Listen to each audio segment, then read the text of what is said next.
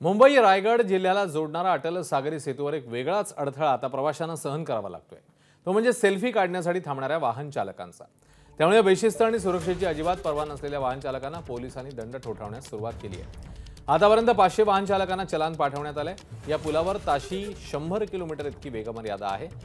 तसंच वाहनांना थांबवण्यास सक्त मनाई आहे। पण शनिवारी सकाळी 8 वाजता हा पूल सामान्यांसाठी सुरू झाल्यापासून कुठल्याही वेळी इथे शेकडो वाहनं थांबलेली असतात। त्यावर सोशल मीडियावरनं प्रचंड टीका झाल्यावर मुंबई आणि नवी मुंबई पोलिसांना जाग आली आणि रविवार संध्याकाळपासून वाहन चालकांकडून दंड आकारायला सुरुवात झाली।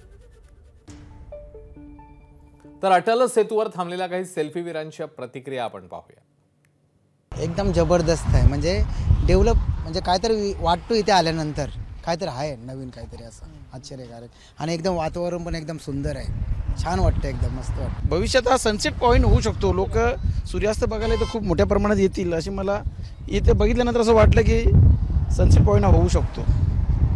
मला तरी असं वाटतं ॲक्च्युली नाही ते सेल्फी पॉईंट काढायला पाहिजे। ॲक्च्युली आता इथे आम्ही थांबलोय, ही थांबायची जागा नाही आहे, पण जर सरकारने सेल्फी पॉईंट केला तर खरंच पर्यटक पण वाढतील आणि त्याच्यापासून आपल्या याला फायदा पण होईल, आणि सेल्फी पॉईंट इथे झालाच पाहिजे। खूप बरं वाटतं, खूप बरं वाटतं।